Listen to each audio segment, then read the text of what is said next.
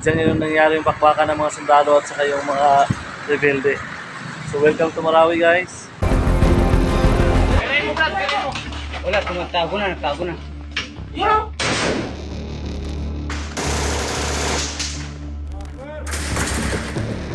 I know that the ISIS are merciless and they are looking for Christians to kill.